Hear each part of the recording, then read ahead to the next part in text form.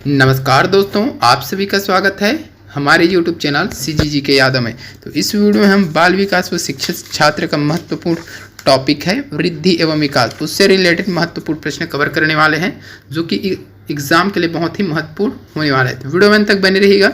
इसका 2 भाग डल चुका है, जो लोग देखे नहीं हैं जाकर के प्लेलिस्ट में वीडियो डला है, देख लीजिएगा। बिना देरी के चलते हैं आज के पहले प्रश्न की ओर। पहला प्रश्न देखेंगे, विकास की गति एक व्यक्ति से दूसरे व्यक्ति में भिन्न होती है किंतु यह एक खाली स्थान नमूने का अनुगमन करती है। ठीक है, तो विकास की जो गति होता है एक व्यक्ति से दूसरे व्यक्ति में भिन्न होता है, अलग होता है, किंतु यह एक खाली स्थान नमूने का अनुगमन करती है।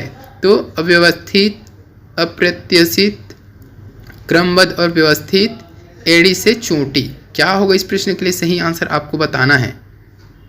नमूने का एक खाली स्थान, नमूने का यह खाली स्थान हो जाएगा, किंतु यह एक खाली स्थान नमूने का अनुगमन करती है। तो इसका सही आंसर क्या हो जाएगा? ऑप्शन सी हो जाएगा, याद रखिएगा, क्रमबद्ध और व्यवस्थित। ठीक है, तो क्रमबद्ध और व्यवस्थित नमूने का अनुगमन करती है। अलग अलग तो हो सकता है लेकिन क्रमबद्ध ही होता है और व्यवस्थित होता है। ठीक है, चलिए अगला प्रश्न क्या है देखेंगे। विकास में वृद्धि से तात्पर्य, ये प्रश्न शायद तक हो चुका है पिछले वीडियो में। ज्ञान में वृद्धि, संवेग में वृद्धि, वजन में वृद्धि, आकार, सोच, समझ, कौशलों में वृद्धि। तो ये प्रश्न रिपीट हुआ है, इसका आप आंसर कमेंट करके बताइएगा। पिछले वीडियो में ये प्रश्न डला हुआ है ना, विकास में वृद्धि से तात्पर्य, तो ऑप्शन इसका डी हो जाएगा। ठीक है, अगला प्रश्न क्या दिया है देख लीजिएगा।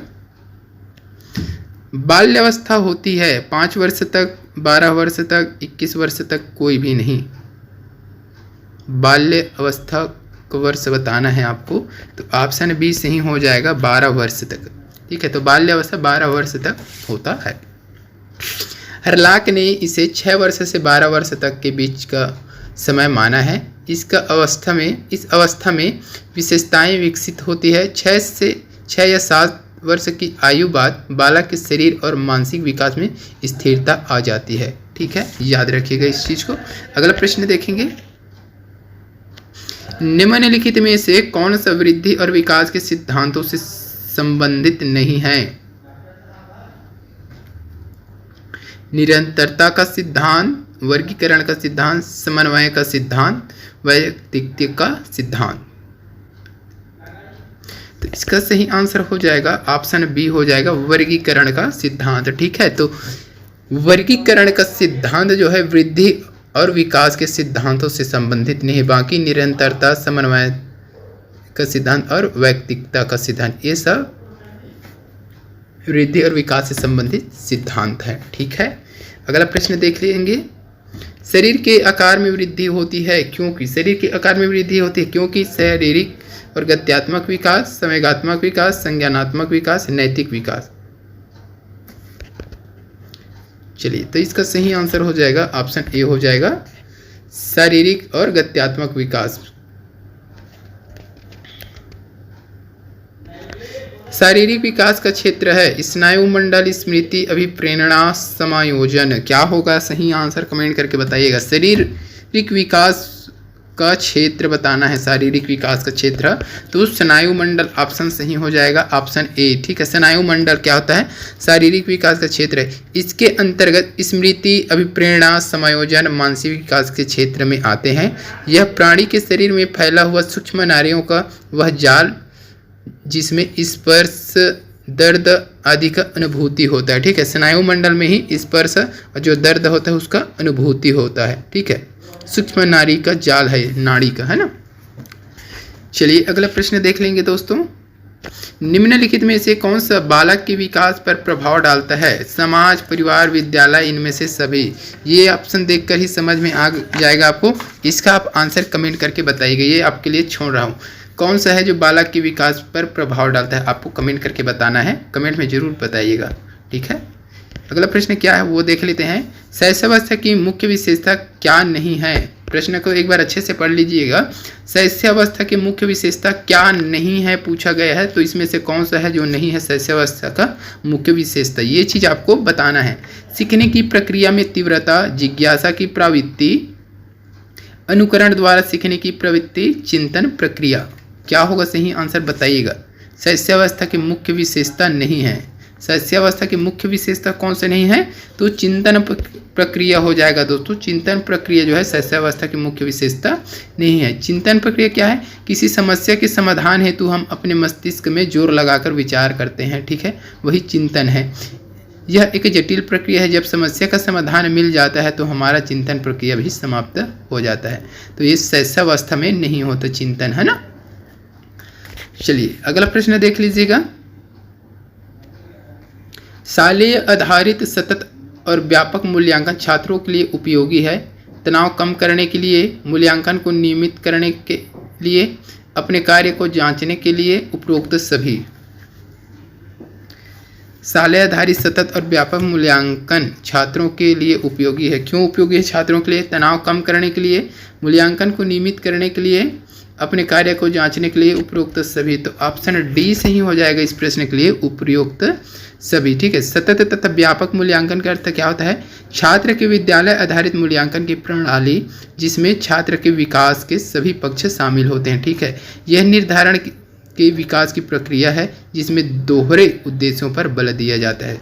इसमें कई उद्देश्य है, ठीक है। तनाव भी कम होता है, मूल्यांकन नियमित करते हैं, उसमें जांच होता है, प्रैक्टिस भी होता रहता है। तो ये उपरोक्त सभी इस प्रश्न के लिए सही हो जाएगा।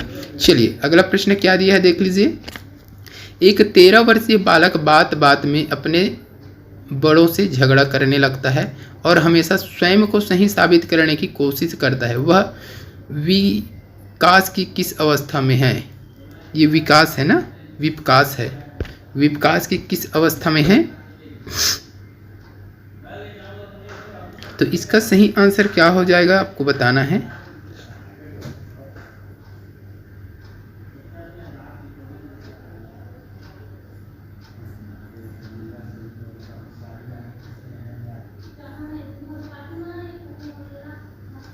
तो इसका सही आंसर हो जाएगा ऑप्शन बी हो जाएगा, किशोरावस्था, ठीक है। तो किशोरावस्था को तनाव एवं तूफान की अवस्था माना गया है। इस अवस्था में शारीरिक मानसिक परिवर्तन होते हैं। किशोर प्रायः विरोधी व्यवहार प्रकट करने लगता है जिसे समझना कठिन हो सकता है। चलिए अगला प्रश्न देख लेते हैं।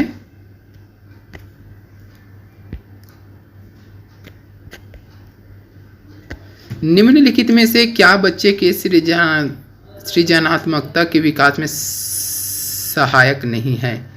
तो क्या है जो बच्चे के सृजनात्मकता के विकास में सहायक नहीं है, वो चीज़ आपको बताना है। खेल, भाषण, कहानी लेखन, निर्माण संबंधित क्रियाएं।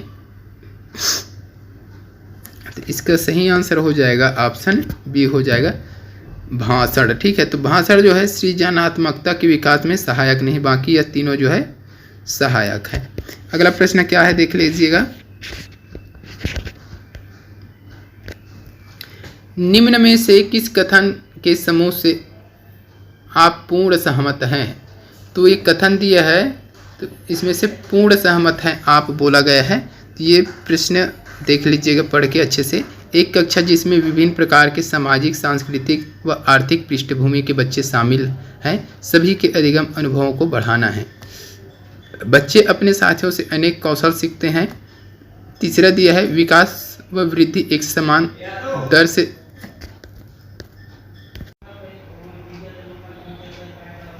चलिए और क्या दिया है देख लीजिएगा।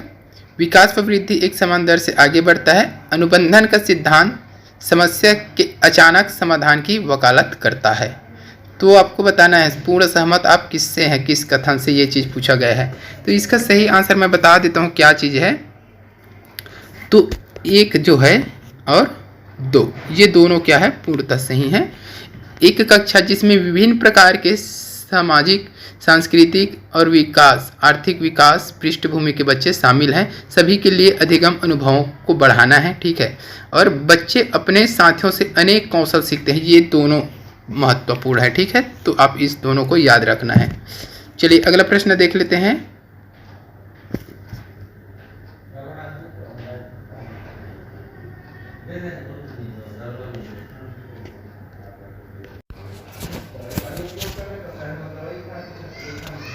चलिए अगला प्रश्न क्या है देख लीजिए। मानव विकास खाली स्थान है, मात्रात्मक गुणात्मक कुछ सीमा तक अमापनीय, मात्रात्मक और गुणात्मक दोनों। क्या होगा सही आंसर बताना है आपको। इसका सही आंसर हो जाएगा दोस्तों ऑप्शन डी हो जाएगा, मात्रात्मक और गुणात्मक दोनों। ठीक है, अगला प्रश्न देख लीजिएगा। बाल विकास की किस अवस्था को भाषा सीखने की सर्वोत्तम अवस्था कहा जाता है? शैशवावस्था, पूर्व बाल्यावस्था, मध्य बाल्यावस्था, उत्तर बाल्यावस्था। भाषा सीखने की सर्वोत्तम अवस्था किसको कहा जाता है, ये चीज़ पूछा गया है।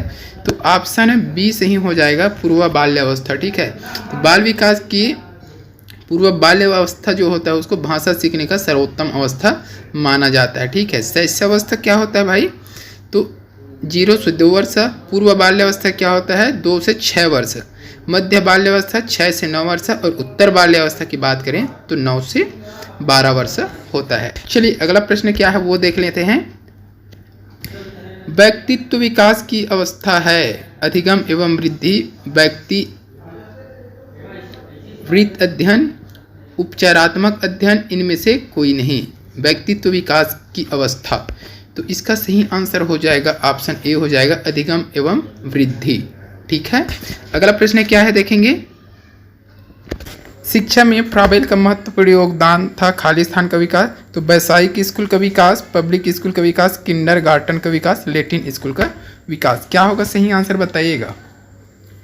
फ्राबेल किससे संबंधित है ये सभी को पता होना चाहिए, किंडरगार्टन। ठीक है, तो किंडरगार्टन या इसी को क्या बोला जाता है, शिशु उद्यान या बालवाड़ी। याद रखिएगा तीनों नाम, किंडरगार्टन या शिशु उद्यान या बालवाड़ी। ठीक है, तो छोटे बच्चों के लिए शिक्षा का एक रूप है जो घरेलू शिक्षा से बदलकर अधिक औपचारिक स्कूली शिक्षा में संक्रमित हो गया है। ठीक है, ये पॉइंट इंपॉर्टेंट है, याद रखिएगा ये तीनों नाम, किंडरगार्टन या शिशु उद्यान या बालवाड़ी नाम याद रखना है, फ्राबेल से संबंधित है ना।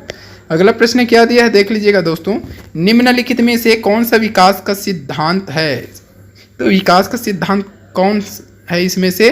सभी की विकास दर समान नहीं होती, विकास हमेशा रेखीय होता है, यह निरंतर चलने वाली प्रक्रिया नहीं है, विकास की सभी प्रक्रियाएं अंतः संबंधित नहीं होता। तो विकास का सिद्धांत कौन सा है? तो पहले देख लीजिए, सभी की विकास दर समान नहीं होती। ठीक है, तो बिल्कुल नहीं होती भाई, ये सही हो जाएगा, ये सिद्धांत है। विकास हमेशा रेखीय होता है क्या? तो ये हमेशा रेखीय नहीं होता भाई, सभी तरीके से होता है, तो ये गलत हो जाएगा, है ना।